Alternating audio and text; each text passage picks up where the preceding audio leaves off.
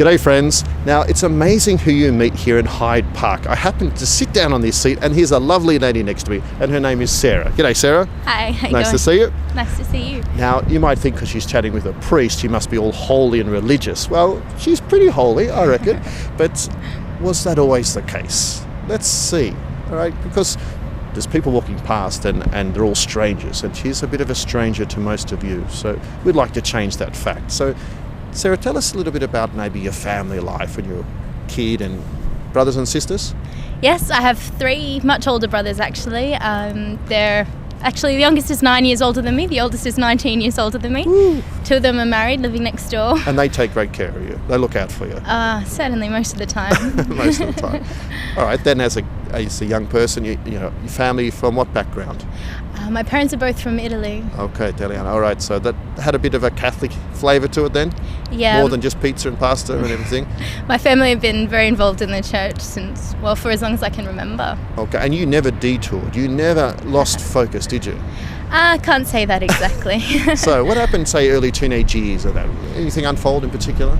So I think for most of my childhood I'd sort of was just always involved in the parish, always involved in my faith, and I took it for granted, I think. But I think around the time I turned 13, I remember sitting in an 8th grade religion class and we had a substitute teacher and he said to us, he asked, if God wasn't real, don't you think we would have to invent one out of our sheer need to believe in something? And I thought about it and I thought to myself, yeah, that makes sense. I think we do need to believe in something. So how do I know God is real? Maybe we made him up. So I remember I really struggled with this question, and it was hard for me because, like, I always had this God to believe in. I always had this sort of purpose or this something bigger than myself. But I thought, if I can't sort of rationally accept it, then can I continue to be a Catholic? And I think I got some poor advice at the time. Someone said to me, it's okay to just ignorantly believe. Ooh, like the blind faith. We've heard about that. So switch your brain off and just believe. Basically. Okay. So I thought to myself, I remember sitting, during Easter I was sitting in church and I was thinking to myself, well, am I ready to walk away from this? Can I let go of my faith? And that was really upsetting for me. Yeah, it was. I was crying because it was something that had always been important to my family and important in my upbringing. And so a little bit of a teenage year sort of religious crisis. Yeah, yeah. Because at some point I think your faith has to become your own. Yeah, for sure. Except I sort of said to myself, okay, well, I don't want to let go of it, so I will just ignorantly believe. I need to believe in something, so I will. But the problem obviously with that is at that point I made up God. I invented him. You called the shots. Yeah, he was a God that existed for me, so he basically thought what I thought and said what I said, and basically I can make up the rules. Yeah. So that caused a bit of trouble for me because it meant that basically around that time, 13, 14, it's obviously a bit of a critical point for everyone, and everyone's going a little bit crazy in high school at that point.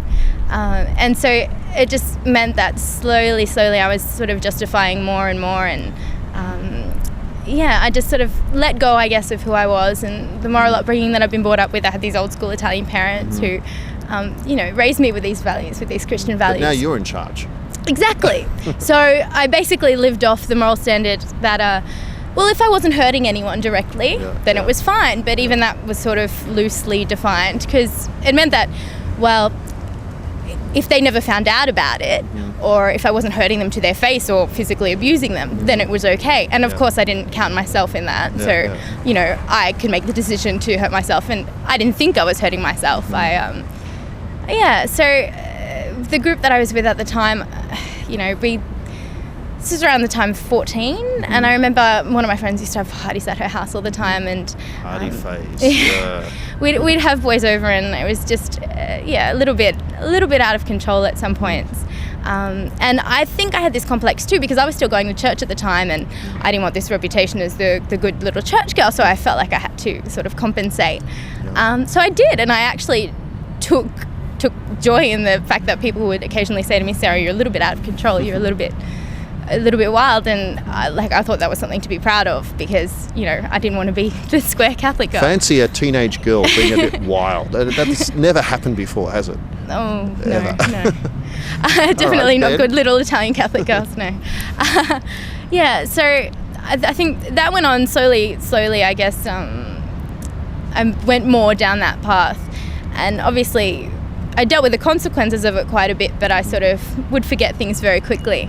And it wasn't always a happy time. Like, obviously, those consequences sometimes got a bit tough, but I still had this pocket Jesus, this malleable pocket Jesus that I could pull out when I needed. When you wanted him. Yeah, so basically if I hit rock bottom, I could call on him and he would help me out, and it was a bit like the ATM Jesus, it was just withdrawals only. Exactly. No deposits. Exactly. I had no obligations. I made him up. Okay.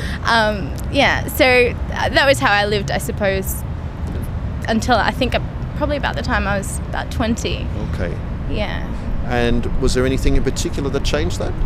I remember I was involved with a youth group at the time in my parish, and I think things were getting a little bit. I guess there's a bit of tension, and I started to see, okay, well, even though I'm making up the rules in Christianity, I think we're still supposed to be good people. So I sort of thought to myself, what do we need here? And I thought, I decided to pray for a priest that we'd get a good chaplain. Anyway, sure enough, we did. And, I remember seeing this priest. This priest that came along, he actually believed, he had something that we didn't. It was something quite exceptional. And even when he was saying Mass, this level of reverence that he had, it made me sort of double take and think, well, wait, this guy actually believes this stuff? He's actually, it wasn't just sort of I believe it, but he was actually believing it so much that he was living it and giving everything for it. And that was very visible. And this was also around the time of World Youth Day. And I remember coming off that, sort of going into World Youth Day saying, okay, God, if you're real, then I want you to show me.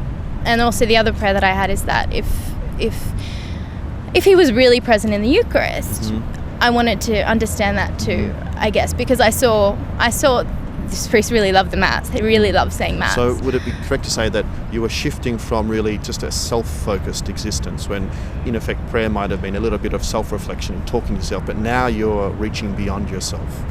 Well, yeah, I thought there was something off here, and I thought there had to be something else. Because it did come to it. At one stage, it clicked that you weren't actually God, It was actually during that World Youth Day, and I'm sitting on a train. And I'd actually been to a couple of talks and just mulling over the things that had been said in these talks. And I remember opening up a booklet and had a quote from St. Augustine. You've made us for yourself, O Lord. Or you made me for yourself, O Lord, and my heart is restless until it rests in you. And I guess what clicked is that, hang on a second, God doesn't exist because I need God and so I invent him. The reason I need God is because God created me for himself.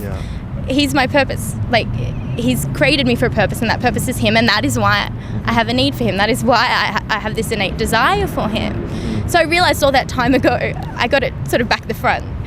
And so my centre of gravity, it shifted, and I was scared out of my wits, to be honest. Opened your eyes in a whole new light. Well, I wasn't God anymore. I had someone to answer to. So I guess that sort of triggered off this whole period of searching and I was just crazily absorbing all this information, reading the saints and listening to 12 CD set of Theology of the Body back to back, and I just wanted to learn about my faith. I was so hungry for it. Great. So not just someone to answer to, but someone to get to know and fall in love with. Yeah, and I remember this one experience in particular. I was working in retail at the time, and I was just thinking about all this stuff I'd been reading and listening to, and my parish church was just across the road from the shopping centre, and I just felt like I needed to go visit the church.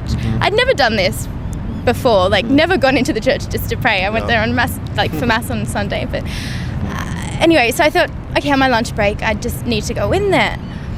And it was just in that moment, I went in there and I knelt down and I prayed, and it was I just really felt the presence of God there. Wait a minute, God is actually present here. And I felt just so filled with love that I remember going back to work and I just wanted to hug everyone. I can't, it was a sort of joy that I'd only really known in a synthetic sense, sort of manufactured and short-lived. So it wasn't just a feeling, it was a deep grace that you'd experienced, a real gift to know God's presence in the Eucharist. So you were going to a church, not just like a hall, but the house of God. Yeah. Yeah.